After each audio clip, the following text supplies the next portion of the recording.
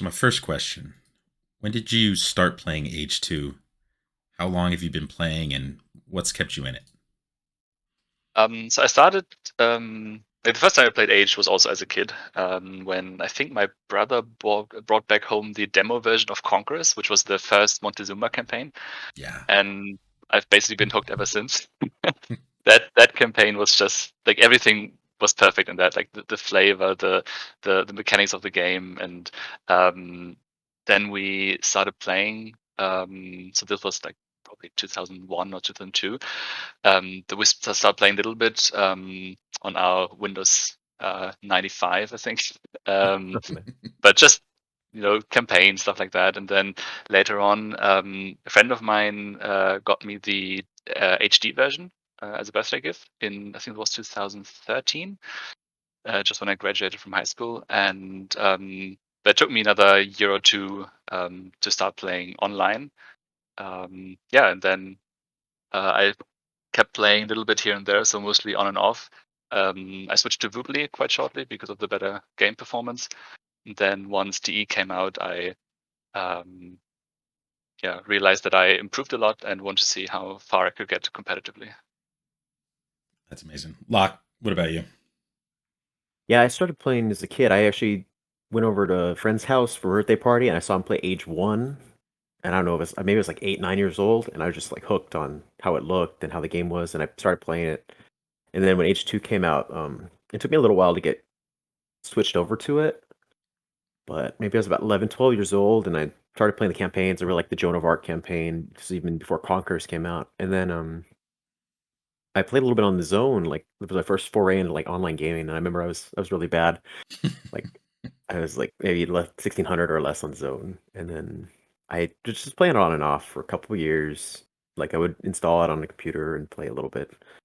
And about 2008, I got it on my laptop as a Mac, and I saw this little G in the menu screen. I was like, "What is this?" I clicked on it. It was for Game Ranger, and I found a whole other world of online gaming where instead of just being alone on the Zone as a little kid, I got into this community where they were sharing build orders and strategies, and they were like, "Oh, you're new. You play pretty well already. Like you can go really far." So they trained me and taught me how to be really good. And some of those guys still play on DE, and it's kind of cool to see like how far they've gone. So that was about 2008, and after a while, I kind of migrated over to Voobly with a couple of my friends, and then eventually HD, and eventually DE when it came out. At the first, like when it first came out in November, 2019, I Mhm. wasn't able to play it because I kept on having an issue with my computer. Like it would say there was this it would like just like stop the game like mid game. I'd be playing, it'd be like something found, like tampering detected, and it would kick me out of the game, and I would lose the game instantly. I was like, what the heck? So I gave this bug report to the devs for like 3 months, and then finally fixed itself, and then I really started getting into DE. That was about March 2020, and I played for a little while, and then hit like 2600 team game, and then went to basic training. I came back, and I was kind of stuck in the house for COVID, so I started playing a lot more. And it's kind of been that from there, like really understanding build orders, team game, the big strategic things has been kind of my growth the last year. Because I've been playing for a long time, but I keep on growing and learning new things, which is kind of cool. I keep on getting better, Yeah, even though I'm kind of old. that was my next question. So what when you guys came into DE, right? When you first started playing DE, what was your elo 1v1 in team? And for context, where are you guys at now? Oh, you want to go first, Chris? Yeah. So 1v1 is always tricky to say for me, and I think it's the same for Locke because we never really played many 1v1s. So right now I'm around 2K1.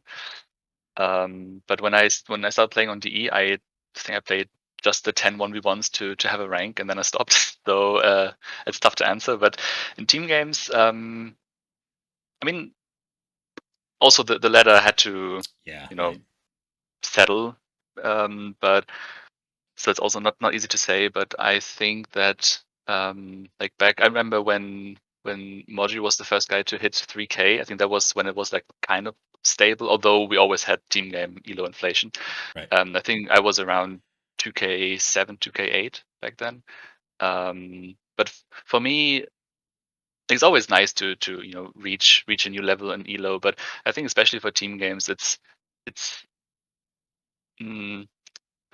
tough to say like where you're really at, because it changes so much on your team games. Like, it depends so much on your teammates, I think. So like, if you're always playing with very strong players, then they might carry you up. But then if you start playing with lower rated players, or you random queue, even worse, then all of a sudden your elo drops again. So that's tough to say. But I think when I switched to DE, my Woobly rating, I don't know if people still know that, was around 1800 for team games and 1900 for 1v1s. So I think that's a good estimate. Locke, what about you? Yeah, I was similar in 1v1s in team game. I think I was like 1950 and 1850, so 1v1 and then team game respectively on Woobly. But in DE, I started to figure out a lot more of like the intricate details of build orders and different maps. Like I usually just played Arabia on Woobly or sometimes Nomad with my friends. But I started to learn like just all the different maps in the map pool as you're going through, because to a certain degree you're forced to play them, so might as well learn the different openings and different mechanics, different strategies. And that actually informs your play at other maps, so you get better at other things because you see like the situation in this map applies here. I can do this here, Right. and I see it here, and I can do something with it. So yeah, That's that a was really kind of good where I started. point, because I think on Woobly, like a lot of players still think that Woobly is better than DE, and I can see the point that some players are making, that they just want to play that one map that they've always been playing, and they want to continue enjoying that. And on DE, as you said, Locke, you're kind of forced to play other maps. Sure, you have a ban system and all that, but that doesn't necessarily mean that you will always get to play that very same map. But at the same time, if you take it a little bit further and you want to just improve as a whole, it's such a great system we have in DE, that you're also at least forced to play some other maps. Like if you always play BF, you can ban Arabia. You don't need to play super open maps, but maybe you can start playing some arena or other closed maps and improve from there. So I think that's a good point, and that also happened to me a lot when I started playing D, because before it was all Arabia, maybe some arena here and there, but all of a sudden you play Hillfort and Lombardia, and you learn a lot on different maps for sure. Yeah, and then um, I know there's some controversy about like fixed civs, random civs, these things on DE, but I think there's good points in both, because if you do fixed civs, there's a certain amount of specialization that you can get in terms of the civs you play. So like you can learn a really good Ethiopian's build order with archers or Mayans or something, because there's very specialized stuff you can do, like in your Dark Age, in your Approach, in your Feudal Age. And if you're just playing random civ all the time, you can kind of use these bonuses for certain civs. But if you do it a lot, I think you get used to how that civ flows, and that really helps you play better. And it also helps you to understand like how the different bonuses work for different civs, the economy or with the military, things like that. So it's fun to play random civs. It's fun to play fixed civs for me, as far as like what team games are bringing. And you guys are, I mean, you play mostly team games. So, Annatoph, you were talking a bit about elo inflation, how that's been an issue on the ladder.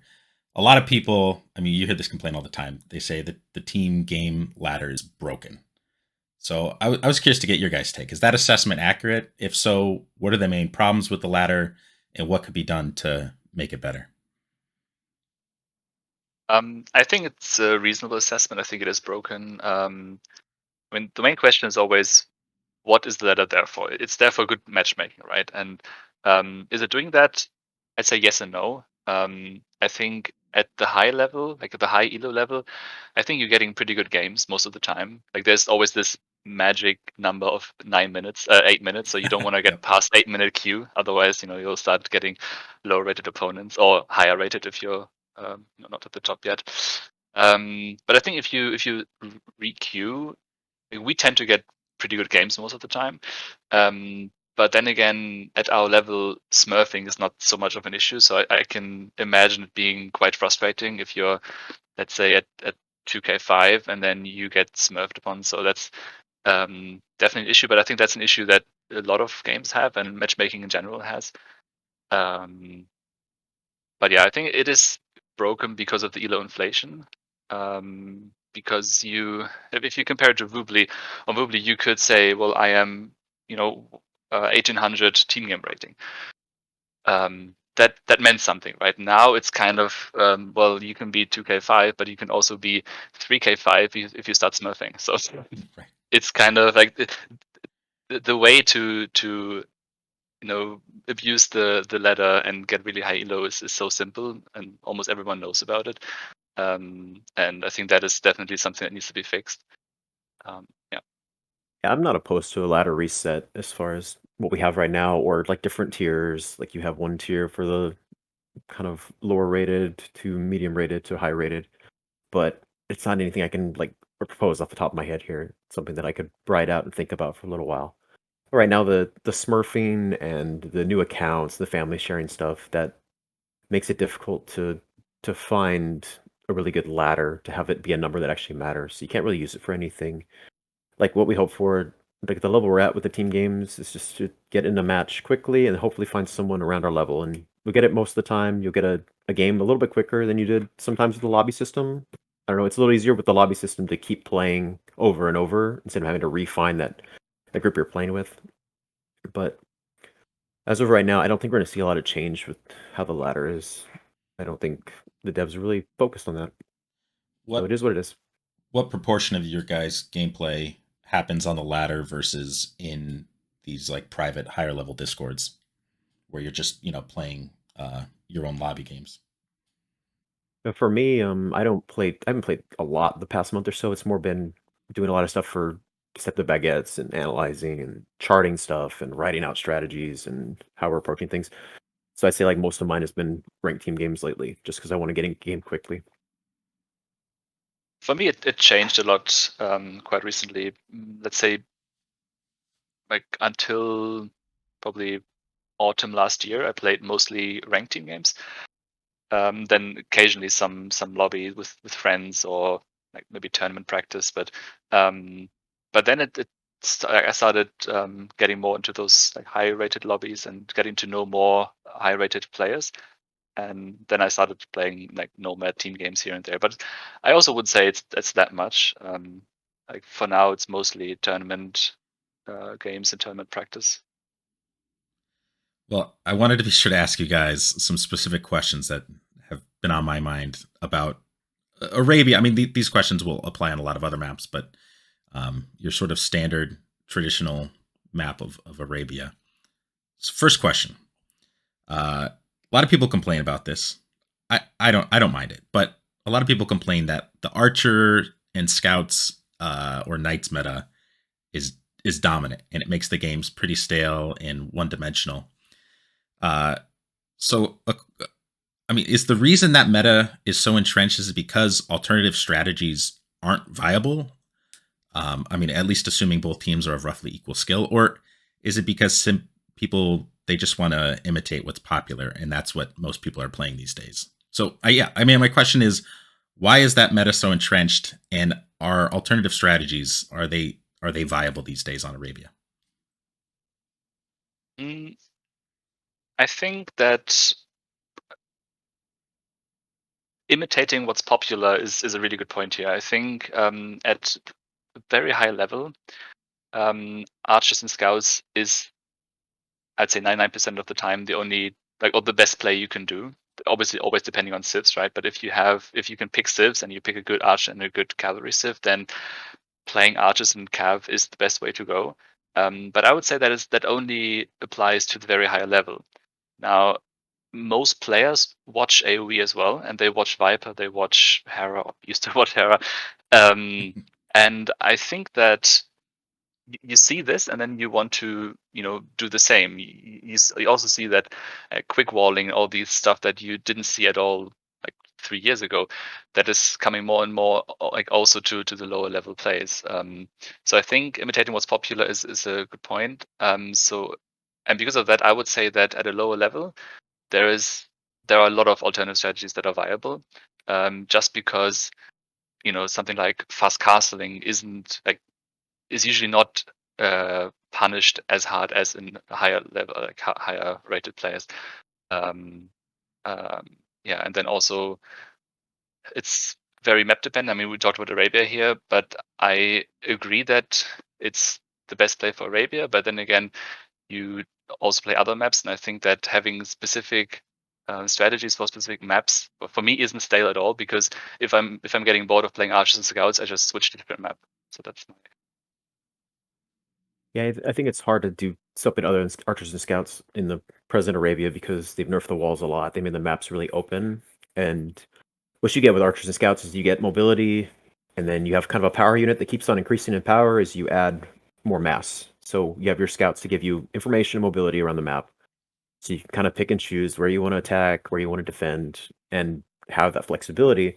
While at the same time, your archer player is working towards power spikes. He's has a unit that just as you add more and more to it, it just keeps getting stronger and stronger. While at the same time, you can set up your economy really well. You can get a good castle age time. You get an imp time that's solid with archers. Compared to skirmishers, where you're using a lot of that food that you want to be saving up for castle age to actually make your army, and you don't kill scouts, and you don't kill villagers. So these are the units just in this meta that are the most viable as far as doing damage, and then also being able to respond to threats and think about the next part of the game. So that's kind of my impression of why it developed that way. I think that You've seen yeah. some Drush Fast Castles plays as well. Some 2v2s I've played, like the Archer player can pull that off, but you need a certain kind of map for it. And since KOTD Arabia kind of became the Arabia from map pool, it's just hard to do it on that map. It's so open. You have to wall so much, and it's a big cost to wall. And then if they break in, then you're completely wasting basically all those resources that you used on walling, and that puts you way behind, even if you have a good castle time.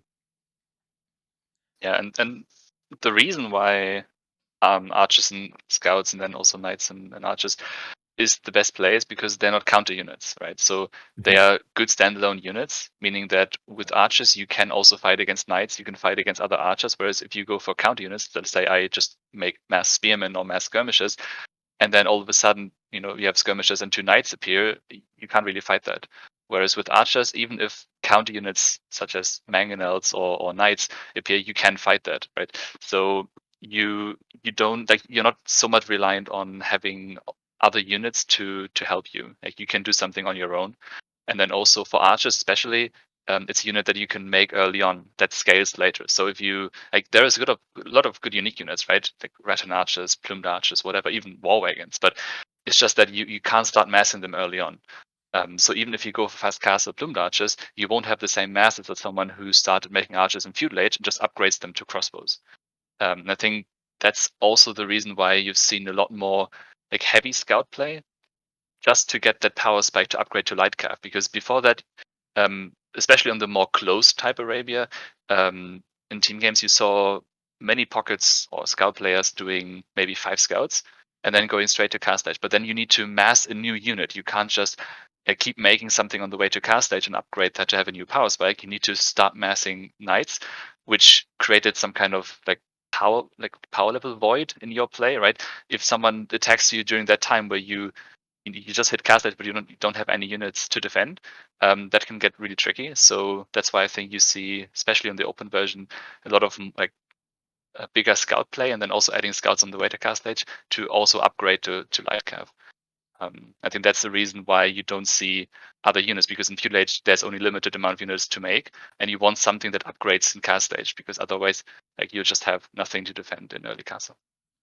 So Yeah, following, go ahead. oh, I was just going to ask a quick follow up to Annatoph's remarks there. So, in the first game of the AWE League set that we saw you guys play for week 1 on Arabia, it was a lot of feudal aggression, right?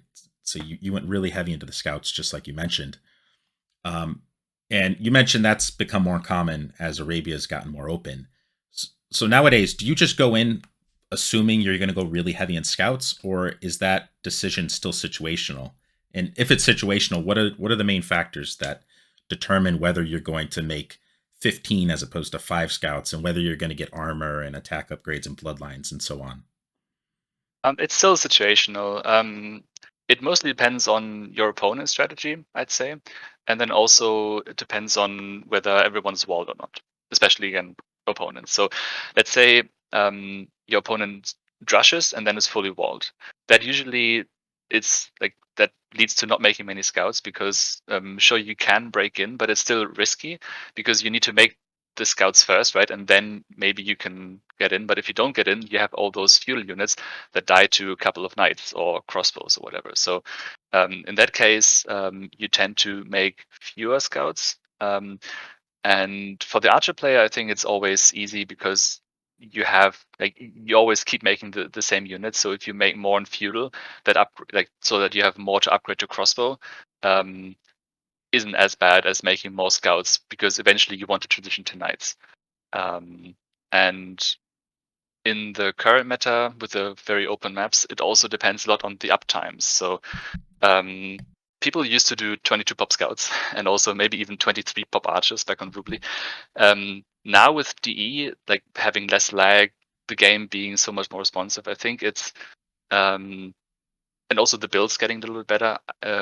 People are going to feudal age a lot faster just because it's possible, right? You can sustain your production, so you have more units earlier. And I think the more units you have during feudal age, the scarier that attack becomes, and then you also need to defend from that. So what you saw in the first game against Cav+archer there was that the Ethiopian player went for 80 pop archers, Right. which you went 18 pop scouts. I couldn't believe yes, it.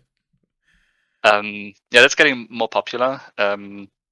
And it's just, in my opinion, the like natural next step, right? You used to do 22 pop archers, 23 pop archers, because that was considered, the fastest you can do, the faster you can go up to make 2 ranges and then keep producing while also getting fetching. But well, people figured out a way to do it with 18 pop. Sure, you're skipping the wood upgrade, but you can get so many archers that there's like usually enough damage for you to deal that it doesn't matter that you skip the wood upgrade. And in this meta, you just need to make a lot of units, otherwise you die to this. And yeah, as a scout player, you can also go up quicker to just have more numbers. Yeah, and I think the thing with that Ethiopian specific strategy is it doesn't matter when you activate your bonus for Ethiopians. You can activate it later or sooner. It's the same bonus. It's 200 free resources. So if you activated 18 pop, you basically have the resources you need and not extra to do that kind of a strategy. So it's always really nice to go fast with Ethiopians in that build.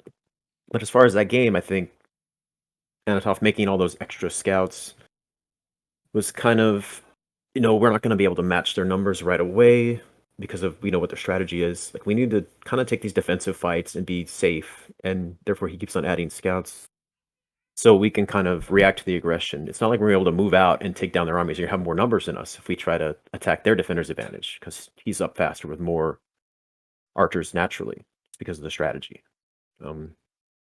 So I think you have to be very safe when you see that kind of a build. It's one of those fast ups, like tower your gold, be really careful with your army, and then go from there.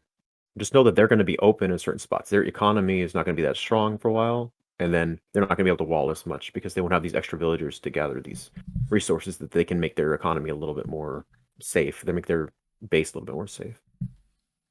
So, Locke, here a question for you as a player who's been playing archers in this pairing. Is it? I mean, with other people going up so fast these days with archer builds, is a drush or men at arms lead in to archers? Is that still viable? And if it is, what makes the decision for you between whether you're going to go straight archers or whether you're going to do a drush flush or a men at arms flush? It's really tricky because if they quick wall, and a lot of people at a higher level, it's so easy for them to wall out their resources. So, anything that you do as far as your aggression, if it doesn't pay off, then you're behind in numbers to their ranged units. So, if you're doing a drush and you do a 2 militia drush, which is kind of in vogue now, you're still getting up about 10.5 minutes. And let's say they're up at 9:15, like they already have their ranges up. They're pumping out 4 archers before you even start making archers. And you're kind of fighting those numbers from that point on, which means you have to play a little more defensive at the start, regardless, even if you had a little bit of aggression from the drush. And at the same time, they can scout the drush, they can prepare, they can bring the other scout over, and then you've created basically 120 food and 40 gold, and it hasn't done anything. Or men at arms, it's what 280 food and 120 gold if you make 3 men at arms, and it hasn't paid off for anything. That could be a couple villagers. So the I mean the Ethiopians are kind of unique in being able to pull off that 18 pop archer build.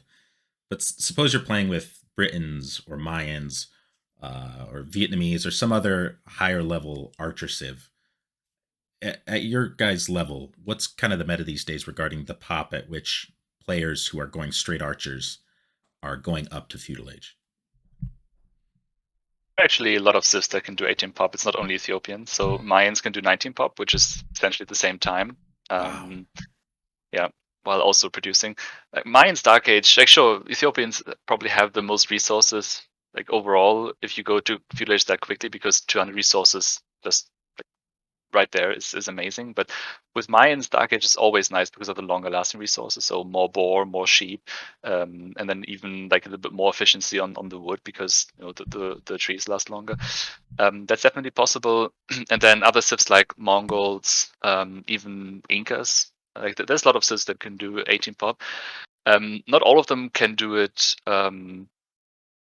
without any TC idle time, but TC idle time isn't that bad. Like it's always something that when you first start playing AoE, the first advice you get is never have idle TC. Well, for team game, I disagree.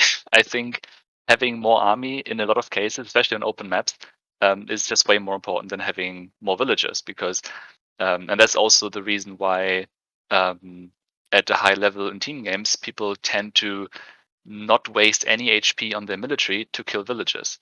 So let's say you make scouts, you do a scout rush, and then you get into your opponent's woodline with 3 scouts. And let's say you fight, you kill 2 villagers, but you lose all your 3 scouts.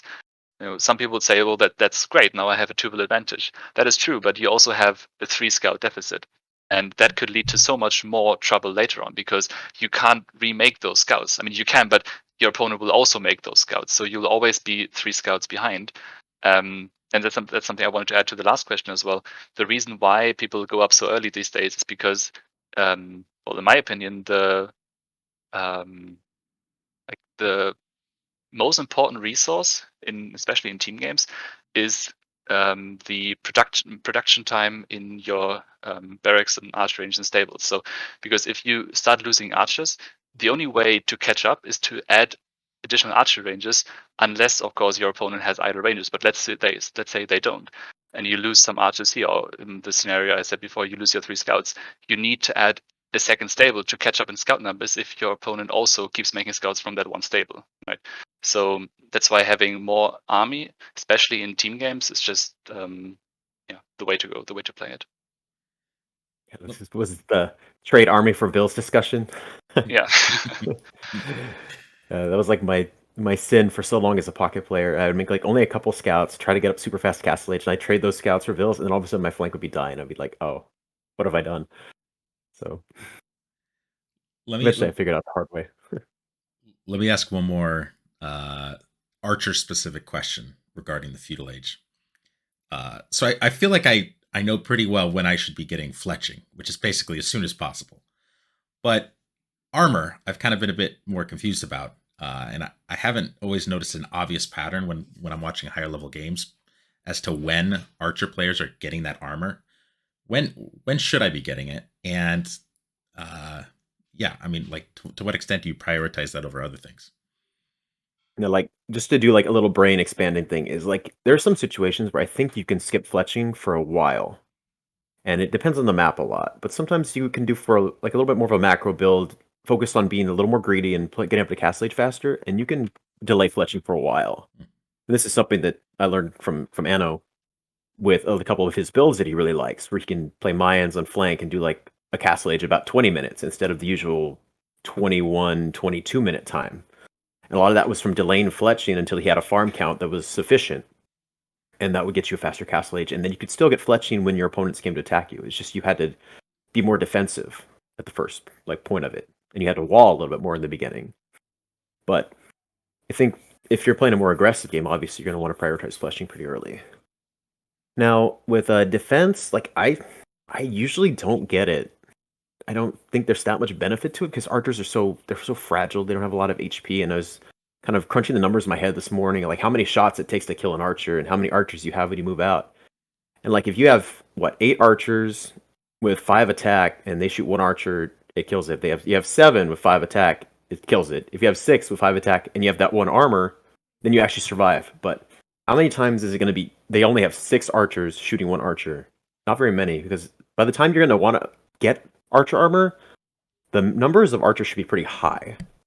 So I feel like there's going to be one shot at you no matter what. To me, it doesn't really pay off until you get to Castle Age, and you get to situations where you have the second archer armor with crossbows, and that actually matters against knights. If they have +2 attack and you have those 2 archer armors, then you survive 1 more hit. Or if you're against Persians, you survive 1 more hit than you would normally. So I think that's where it actually starts to pay off a little more. In Feudal Age, I feel like most times you're just getting 1 shot, regardless of what happens. Sometimes when you're kiting against scouts, maybe it can be helpful, but if they're running scouts at your archers, then a lot of times actually you're in a pretty good spot. This is awesome. This is so great. Sorry, Anna. Yeah, I wanted to add something. So I think there's 2 different, like if we're still talking about Arabia, there's 2 ways a feudal age can play out. Like there's probably more, but like two main ways. So the one is, I'd say the way most players play it, and that's we mass 1 big army of archers and scouts. Your opponents do the same, and then you may or may not fight in feudal age, right? But then there's a different way to play it, and that's the super aggressive way, where you get your first couple of archers and you go attack, and then you don't attack always from the same angle and keep reinforcing to the angle, because that's again the same way of just massing 1 army just at your opponent's base. But instead, you take that army, you do a little like pressure your opponent, deal some damage, and then you go around, maybe take that army to pocket, and then you have a second army coming to the flank again. And basically what happens is that you don't have 1 big army, but instead you have multiple small armies. And then, exactly what Locke said, you don't have that big army that always one-shots 1 archer anyway, but you have maybe those 6 or 7 archers groups fighting all over the place. Obviously, this is more of a high-level approach to team games, but in these cases, having archer armor is massive. That can basically win or lose you the fights or even the game. So I think in these situations, in these more, let's say, messy feudal ages, I would always get it. But if it's more of a macro approach where you mass 1 army, maybe even camp on a hill, everyone's already thinking about castle age, then might as well skip it and have a faster castle time. That makes a lot of sense. So we've been talking about feudal age so far. Let's transition into castle age. So in that first game in the AoE League's Week 1 match, Anno, you opened 3 stable, and it was a little while. It was a couple minutes before you dropped a second in third town center. What factors are you looking at to make that decision whether you're going to open 3 stable or whether you're going to immediately drop additional town centers? The main factor is how good is your eco. So the rule of thumb is the later you're up to castle age, the more stables you can sustain production of, right? So in that case, I made a lot of scouts in feudal age mainly because our opponents played 18 pop archers and 18 pop scouts, so they were super aggressive. So we needed to hold, and the aggression continued. So we just kept making army, and obviously the more army you make, especially on the scout player, because he is spending his food on scouts, not on getting to castle age, the later you'll be to castle age, which also means the more farms and the more villas in general you have, so you can sustain production from more stables. So that's the main aspect, is just how quickly are you to castle age. If you only make five scouts and then go to castle age, there's no way you can sustain production from 3 stables. So that's just a waste. So you might as well use that wood on farms or TCs. The other aspect is that, as I said earlier, in my opinion, the most important or like the best way to play team games in general is to have army advantage on open maps, because the trading army for Will example showed that you might kill 2 villagers now and lose 3 scouts for it, but what if you can't hold the counterattack and then you lose way more than 2 villagers? And by the same logic, if you can make more units, I usually advise people to do it, because that gives you the map control, and you can start dictating the game. So even if you're behind some villages early on, you should never underestimate the idle time you force, when your knights are even just going through TCs, especially if they don't have fletching, or if you're idling, some farms here or there. So the way I like to play it is always army first, and then once you think, okay, we have map control, we have the superior army, we can then add eco ourselves. Yeah, I think it was a tough game to get a hold of at first because we knew we were gonna have to deal with Ethiopians getting up fast, and their archers are really scary. In feudal age, and then obviously in castle age, a crossbow, and then if they get thumb ring, like we're never gonna be able to clean them with knights. Basically, like they can just attack, move back, and they kill you all your knights, and you can't do anything to them. So we took a couple defensive fights at first, and then we kind of had a position like feudal age in front of Squeaker's base or Capybara is his account as well. And then we pulled back. We took a third defensive fight where we cleaned everything, and that's kind of where we had a little bit of map control and a little bit of timing. So what we ended up doing there, I think, was kind of what got the game in our possession. Really, is Anna went to Squeaker's base and raided with light calves and knights and kind of idle Zico. While at the same time, I took my leftover crossbow from that fight and I kind of snuck him through the middle and to the back of King Boo's base.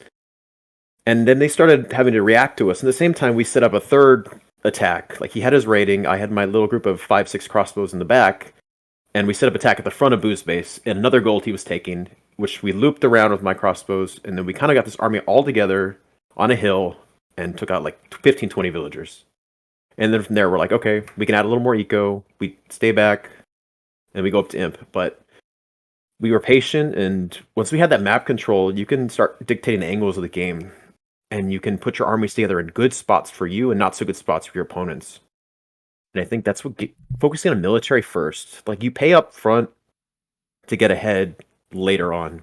Like some people want to play back and play a little more defensive, and then take a good fight once you have more economy. I think that's one style, and this style is you play with a little bit more army and a little bit more control of the game. Like you kind of read where the fights are good and where you can take these little advantages. And then once you feel like you've paid with army for the ability to make a little more economy, you add it. And I think it's not necessarily black and white all the time, but when we were patient and just made our military and thought about the fights we were taking, that helped us get ahead later on.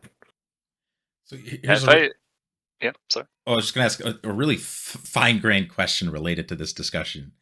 So one thing I noticed watching that game is both you guys waited for a minute or two in Castle Age before you got bowsaw, and that certainly goes against what has sort of been the received wisdom, or like at least the rule of thumb that gets passed down to lower level players like me. Right? You watch someone like Hera, and they're like, you got to get bowsaw instantly when you hit Castle Age.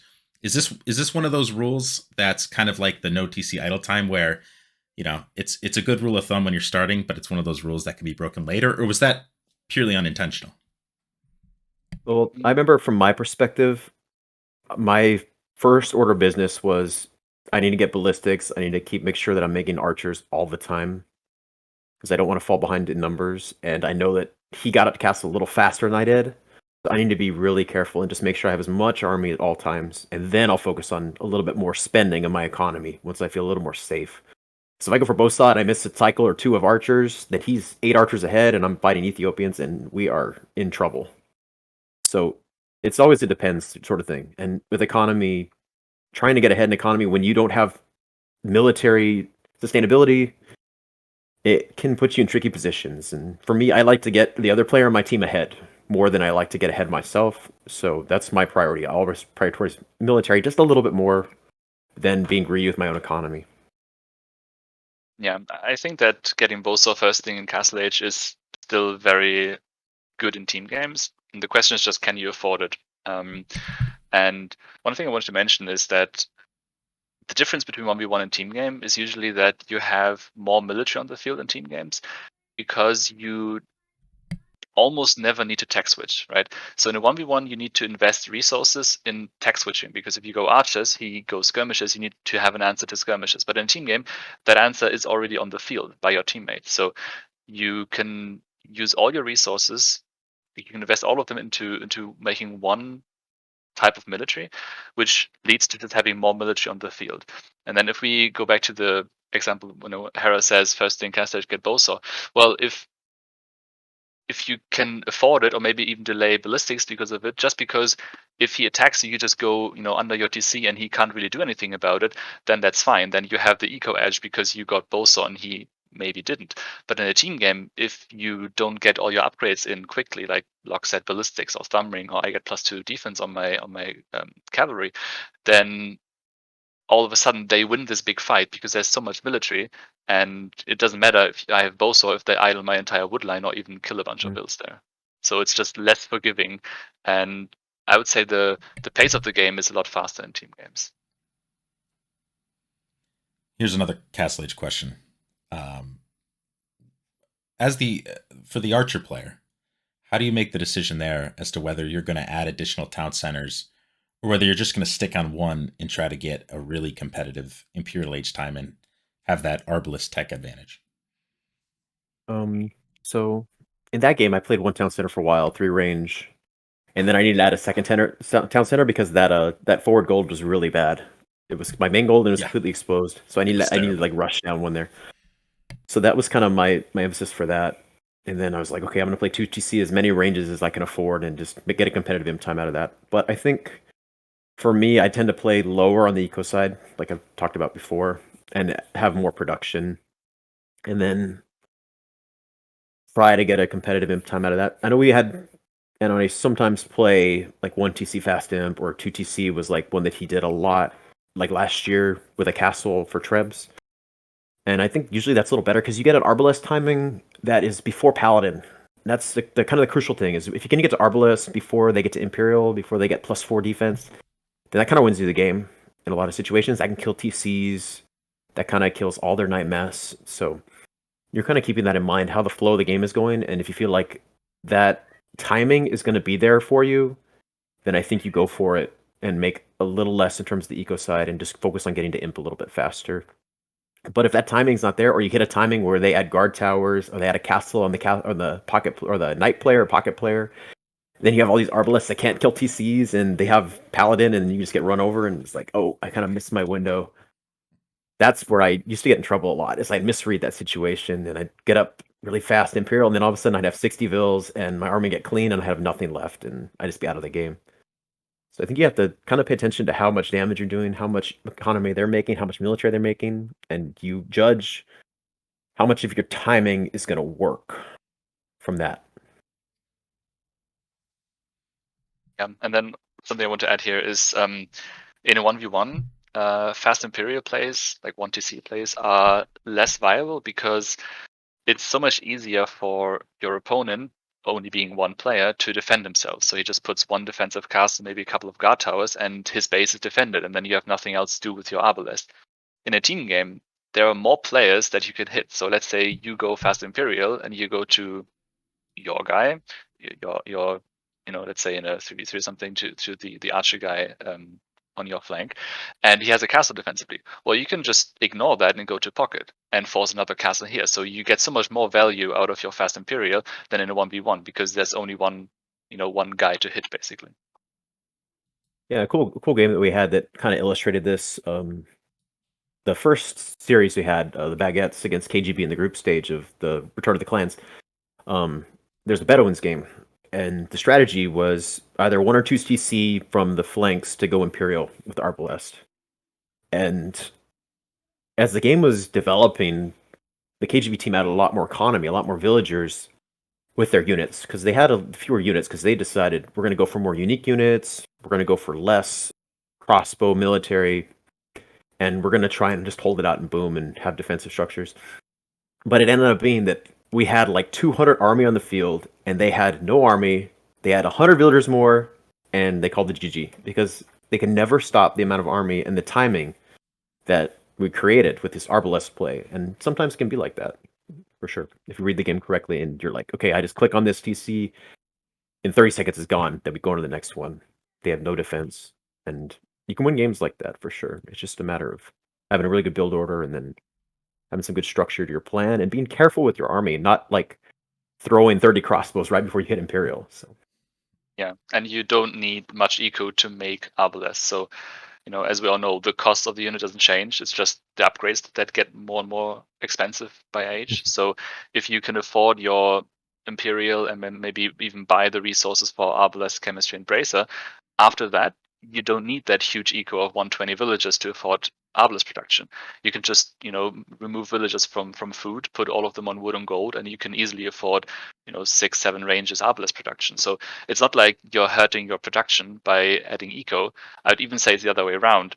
Adding TCs hurts your eco, like not hurts your eco, but hurts your military production because you need so many more farms as an archer player, because farms is not really food is not the resource you need to make those units. So you're making extra farms just to keep your TCs going, and then you need even more farms to get Imperial whilst making villagers from 3 TCs. Whereas if you stay on 1 TC, you need less food to make vills, and then you get your food faster to go to Imperial. And as I said, that's kind of the one, resource spike that you need, and after that you go back to just 45 gold, 25 wood costing units, right? So it's not that expensive. Yeah, there was FedEx. Have you ever heard of FedEx? He's a grandmaster chess player from Argentina, Right. but he also plays Age of Empires. Obviously, he's 2K3 Argentinian, and he had a build order kind of like what Annatoph does: 1 TC flank Britons, and he played it against us about maybe 6 months ago or so. And I watched the wreck, and we'd lost the game, and like he had this perfect build order up until Imperial. And then he got Arbalest, and he got Bracer, and he got Chemistry, and then I looked at his TC, and he took all of his vills off of food and just put them on wood and gold. It was so funny. Because, right, he doesn't need it. All he needs is 6 ranges Arbalest, and just go click on Town Center, run your army to the pocket, go to the nether pocket, and if he doesn't have a castle up, then you just kill everything. And it's like, there were no farms under the TC. It was really funny. He never needed them. He just needed Arbalest, and they were fine. Yeah, a lot of players think that as a flank or archer player, the next step is to maybe make siege ram, maybe to do a help transition, or transition to unique unit, plumed archers, longbows. But that's all good, right? But the thing is, how much later is that, right? So let's say you need 3TC eco to also switch to help ram, helps and rams. That delays your Imperial by a couple of minutes. And then the question is not, is it better to have helps, rams? Well, obviously it's better to have all that stuff instead of just Arbalest, just barely making Arbalest. But the question is it better at that time? No, because at, let's say, well, it depends on how the game went, but let's say 33 to 35 minutes, you will need helps because Paladin on the field, and you can't kill Paladin with Arbalest. So you need help. So it's not something that you get on top of what you're already doing. No, it's you need that, otherwise you die. Whereas if you get Imperial at minute 30, you kill everything. So you don't even need, Siege Ram or Halberdiers, because all of a sudden your Arbalest kill +2 knights, because the knight player is not an imp at that point. So I think that's like a different way to think about it. And then the other thing that I add in addition to that is sometimes that fast Imperial can buy your pocket player Paladin. I mean, by buying, like he puts so much pressure on the other team that they have to respond to it, that he just gets this untouched boom. He can click up to Imp with having to make as much army a little bit faster, and then he doesn't have to make extra units because they haven't cleared your Arbalest. And he just clicks Cavalier, and he clicks Paladin, and he has this whole army. He hasn't lost a unit in a while because they can't clean your Arbalest, and then the game is basically over in a lot of those cases if you get to that timing. So it really pays off if you're able to pull it off, and it's always situational, but it's something to keep in mind if you feel like, hey, maybe fast simple work here if we just play careful, we can pull this off, and then I have a pretty clear road for how the game is going to unfold. Just always keep in mind, sometimes less economy, like less TCs, actually means more power in your game. And as a rule of thumb, I would say the more people are playing, the better it usually is to play faster. So in a 4v4, I think it's like the highest chance of succeeding. Whereas in a 1v1, I think it's pretty low chance. And then in 2v2, it's, again, it's just easier for them to defend because they're just 2 players that need to maybe, have enough stone for a castle, maybe even buy a castle, and then they might be fine, right? But in a 4v4, you have just more targets, more people need to react to it. And this is obviously just a flank or archer approach. Like as a knight player, you can't do this because your unit costs food. So even if you get that one power spike off of 1 TC or like not power spike, like resource spike to buy Imperial, that doesn't mean that you can start spamming knights because you need all those farms. So obviously you need more eco. You need to usually add TCs. One exception might be Burgundians because of the cheap paladin upgrade, but for other civs you just need that eco. Yeah. So suppose though that like you're not able to get this awesome power surge at the start of Imperial Age in the game, it stalemates out a little bit. So how do you make the decision when to start adding siege in? Who is adding siege? Like say it's a 2v2. Is it typically the archer player, typically the cav player, or is it totally situational? And then how do you make the decision which siege to go? Like how do you know whether to go ram or to go treb or to go bombard if you're a civ that has access to that? I think it's shoot. How much siege have you added as a cav player in a 2v2? I'm trying to think of that.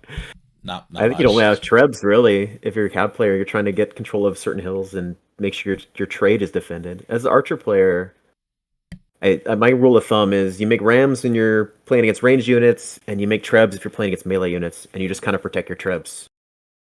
So like Arb Siege Ram is such a great composition for that reason. If you're playing against a ranged unit, like they die to the Arbalest while they're shooting at the Siege Rams, basically. But with Trebs, like you kind of make a push and you defend those units with your ranged units, and they just have to continuously dive in and try to snipe them and take huge losses while you slowly push forward. But I feel like if the archer player gets up to that kind of economy, it kind of falls on them to create a push. Whereas the cav player can kind of pull around the map a little more. Like I don't know, this is kind of my theory of some civs versus others. Is like you have a civ that is like more of a push civ, where your army is best in one spot, and you have some civs where it's like a pull civ, where it's better to pull your opponents apart and raid at them from different angles because you have better mobility, you have better cavalry units, more than like this stand in one spot, push slowly kind of idea. Like I remember I had a 1v1 where I was Ethiopians against Sicilians, and I was like, I need to push in one spot. I have Arbalest, I have Bombard Cannon, and this is what I need to do. I just need to roll right down the middle of his base, and I'm doing it. I'm doing it, and he's just taking light cav around the sides of the map, and he's just hitting my economy over and over and over while I'm pushing at the same time. And it was like this really cool game because we were kind of like playing our civs identities, and eventually at the end, I like ended up losing. I was like, dang, I just couldn't push him fast enough. It was so tough because I couldn't like run my army back and forth because then he just keeps on taking more and more of the map. So I think that archer player is the one who definitely wants to push just a little bit more, but you have a little bit more mobility because archers can move around. You can find your targets, especially once you have Arbalest. Like it stands and it's hard to clear up unless you have a lot of paladin. But that cav player, when you're raiding, when you're killing trade, when you're raiding wood lines and they have to keep reacting, you're in such a good spot. Like whenever they're chasing you as a cav player, it's just like it's the best feeling because then you dictate where the next attack goes and the next one, and they're chasing even more. And then by that time, you're usually winning. Yeah. In my opinion, there's a big difference between 2v2 and then 3v3 and 4v4 on the other side. Because in 3v3, you actually have a pocket, right? In 2v2, you don't. So, and pockets tend to not make a lot of siege because, they're in the pocket. So they would need to send villagers forward, which they can do. And you can do that, of course, occasionally. But at the same time, the pocket's army is more expensive. So it's a lot harder for the pocket to keep being at 200 pop, because you're also the one that needs to start trade a lot earlier because your units also cost a lot more gold than the flanks units. So that's why I usually tend to say that pockets just like focus on being at 200 pop with 60, 70 paladin, which is already difficult enough if you keep trading units all the time. And then the flanks, transition to helps, maybe siege once they have some eco. By the way, if you play 1TC Fast Imperial, you do need to add eco at some point. Yeah. You can't rely on 1TC all game long. And that's fine because you've already like you had that food power spike of 1000 food to get to Imperial, and then after your upgrades, you don't need much food. Actually, you only need 50 food every 25 seconds. So you can definitely afford to add some TCs because you have enough farms to sustain build production. In a 2v2 though, I think you need, like in late game, you need to be more independent because you have two flanks, so to speak. So you can't have that safe eco that pockets tend to have with safe trade. Maybe they're all stonewalled up. So I think in a 2v2, it makes a lot more sense for the cav player to also transition to skirmishers, maybe also add their own siege, and then for the archer player to have halberdiers, because you can't always rely on fighting together. Because if the cav player comes over to the flank side with all their paladin, what if he gets pushed by siege ram and halberdiers, right? So Mm-hmm. yeah. Let me. So apologies. My little guy is crying in the background. No worries. We'll start bringing this to a close. So a couple. I have two last questions. One is like in your guys' opinion, what makes the biggest difference between like a 2K Elo team player and a 2.5 Elo player, or a 2.5 and a 3K player? I mean, what for you guys as you were climbing up that ladder really made the difference? Hmm. I think at a lower level, I feel like always the build order can always be cleaned up to where your production is always constant between your TCs and in your whatever military you're going for. And then you kind of get a good grasp on like how to construct your base, how to play with other people. Like that's kind of the basic things that you need as far as the team game, just to get good mechanical skill on it. And then from there, I think you start reading a little bit more of the game situation. You understand how better to attack, where you need to defend, what are your vulnerabilities, what are their vulnerabilities, how that's going to help you watch how the game plays out. And then you start reading like how your power spikes are going to play out, where you need to be in position to make it the best happen, when you play more eco, when you play less eco. So like at the beginning, it's mechanics and then cooperation, and then you start getting into a little bit more of the minutia of it as you get higher, reading the game situationally. And then I think once you start to get to that really much higher level, you kind of play your own game, and then at the same time you play your opponent's game in your mind too. Like I try to think a lot of what my opponent is going to do next and how I would play if I was playing in their shoes versus what I'm doing. And I also like to gather a lot of information on the map. I always make outposts. I always make extra houses out beyond my buildings so I can see their army coming. I can see their transitions. And I just try to control as much of the map as I can with vision to, if I can't predict what's going to happen next, at least get a good warning of what the next step is for them and then react accordingly. So at a certain point for me, it's a psychological game too. It's you're playing against an actual person. You're not playing against a robot, and you try to understand their psychology and how they're going to deal with situations. And smart people are going to have good solutions a lot of the times. So you have to be prepared for that. Once people start getting really good at this game. I remember like some big steps when I was climbing the ladder. So the first one was like becoming better at dealing with early aggression. I think that's something that maybe takes place between 2K 2K5, where when you're attacking, like it's always easier to attack because your own eco, well, you might have some idols here and there, but it's still like untouched, right? So you have all the farms working. You don't need to mass migrate all your builds from gold because it's getting harassed. So I think that's something that a lot of players can do. You have your army forward and some basic micros also there. But if you're the one being attacked early on because your opponent was, let's say, Mongols and he was up earlier than you, I think that's something you start learning at that level, that you don't die to a drush, that you have some maybe basic quick walling, or even, in my opinion, even better, just fight them, Pre-walling. Or pre-walling or fight them or just go home. I think like at that level you shouldn't be quick walling too much because while Viper's quick walling all that, he has 0 idle villages and you probably have 10. That's something that I realized a lot, that I just started like ignoring these fancy tricks and just be sure to have my eco running all the time. And then the later, let's say from 2K5 to 3K, I think you start to realize more that it's an actual team game. Like a lot of complaints from solo queuing or people that solo queue is that I'm 2v1. Well, yes, that is part of team game, right? That's if you can't handle that, if that is a problem for you, then maybe just play 1v1s, because these situations will always happen. If they don't happen, then why are we even playing a 4v4 if everyone is only it's allowed just to attack nothing their more corresponding guy, right? So I think that's something you realize. I mean, of course, everyone would have a bad day and be salty. That's fine, but just evolving more in the team game aspect is that you realize, okay, maybe I actually want to be 2v1 so that my guy can boom, or that he can start dealing counter damage and stuff like that. So you see it more as a team game. You see everything. You also look over to the other side, and it's not like your guy is over here and why is your guy raiding me? Yeah, well, this happens, and if you can't deal with it, if you don't even see it as an option, then you're missing something, right? And I think that's something you start realizing at that elo. And something that's funny about 4v4s is sometimes, I think at lower levels, it plays out like 2v2s. Whereas once you start to get a little bit higher, you need to have a good awareness of how the other side is going. So I even ask, like, hey, how's it going over there? Hey, where's the Pockets army? Hey, can you see their armies? Are they on the map? Especially when I want to move from my flank to a pocket. I don't want to get doubled by both pockets. That's something that would happen a lot when I didn't communicate like that. So I always try to keep that in mind, is that there are 4 players on the field, and you kind of need to counter, like, that's the word.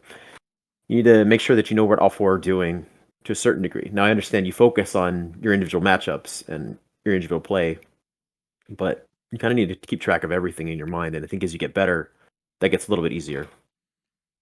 Yeah, This is obviously a lot easier when you have a pre-made team, and that's something I can just recommend to everyone. The game is team games are so much more fun if you actually have all your teammates on voice, because typing while playing is really hard, and also it's just so much more I mean, we do this for fun, right? So it's just so much fun to not be arguing with the teammates all the time, saying, well, why are you doing this?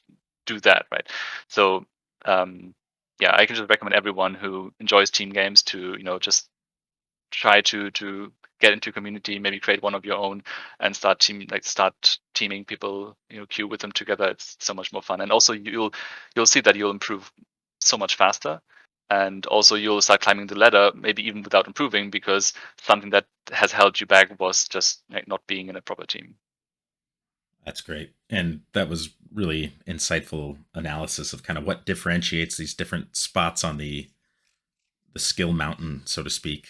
So, yeah, I guess the next question is the advice question, which is, I mean, looking back down the mountain from where you guys currently are, what's the most efficient way for those of us who are lower down it to climb up, right? Apart from obviously like just sheer repetition of games, playing a lot.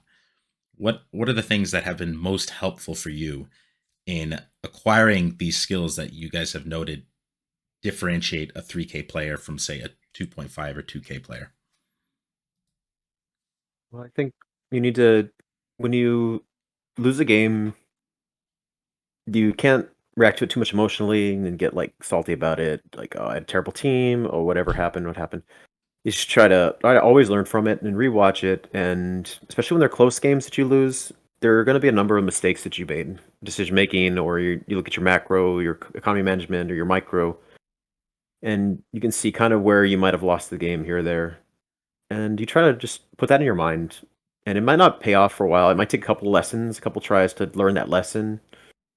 But if you commit those to your memory, or you sit down with a bunch of other people and kind of go over your games as a team, that helps a lot. And just kind of seeing like, oh, this is what we did here that was good, but this is not so good. Because sometimes there'll be that point. It's like a group feudal age will be great, and then the game just gets away from you, and Castle Age is like, what do we do? Well, just take stock of something that happened at that point. Be like, maybe we overextended here, maybe we should have been safer. And then when you're rewatching, or you're watching guys who are a little higher up the ladder, like, see how they approach the situation if it's similar. Like, maybe you dove in and you took out 12 villagers, and then your army got cleaned up, and you're like, oh, I feel great. And then you lose, and you're like, what? Whereas you watch someone like Leary, he just holds his 30 crossbows at home, he waits till he gets armor-less, then he kills everything. It's like, oh, if I just been patient like Leary and didn't do anything, I did less, and I got more out of it. Like, that was something that was really hard for me, because I was always like, I need to do all this damage early on. I need to kill 3 villagers in feudal age, and sometimes you're not going to kill any villas in feudal age, and it's going to be better for you than killing 3 villas. It's kind of funny how the game works that way. Just be patient, and you don't have to just go out and completely kill someone to actually win the game right away. Yeah, I wanted to say 2 things here. One is, as Locke already said, is watch your own recordings, and especially watch them with a with the mindset that you just want to learn something from it. So don't watch it with the same maybe negative emotion that you had whilst losing, because then you will still see the things like through the same glasses, so to speak. So I think it's very important to be very neutral about it and just like see the game as it went. So it's just as if you didn't play it, just someone else that you're spectating, and to really analyze and see, well, maybe this is something my opponent did better. I hear a lot of players saying, always say, like, defending their own decisions. So, well, no, I couldn't do this, and no, my opponent was bad. I was just playing even worse. Well, yeah, maybe he just did something good. Maybe you can learn something from it, right? So I think acknowledging that your opponent did something well, like, I mean, he beat you, right? So maybe he did something well. Maybe you can learn something from it. I think that's a very good like mindset. And then also the same thing with teammates. So let's say you're not queuing as a team, you're queuing with randoms, and maybe they're not playing well. Yeah, that can happen. But just because someone made a mistake, and maybe it was a big mistake that led to your team losing, that doesn't mean that you played perfectly, right? So always just saying, well, he screwed up, it's his fault. I don't care, and let's queue again. Yeah, but that's always something that you did wrong as well. Like, no one plays perfectly, and there's always something you can learn from it. So sure, it doesn't feel great, even like if you're playing fairly well and your opponent, your teammate screwed up and then you lost the game. But you can still look at it and see, okay, maybe I should have done that different. Maybe communication being different. Like, maybe tell your teammate not to do that, right? So if you're queuing 4v4s alone, that doesn't mean that if your teammates do something, do a mistake, and you didn't do anything about it, that doesn't mean that you won, right? So you can always tell your teammates what to do or ask them to do something else, and help them and guide them. I think that's something that you will do if you play as a proper team anyway. If you queue alone all the time, then all of a sudden you start teaming people and playing with them together. Well, I just want to say I'm so grateful for you guys taking all this time to talk with me. This was amazing. I've learned a great deal. I'm sure everyone else who listens to this will learn a great deal. And we're super excited to watch more of your matches in the AoE leagues. Excited to have you guys competing this season. So yeah, thanks again. Thank you very much for the opportunity. Thanks for having us. Yeah, for sure. It's always fun to talk age.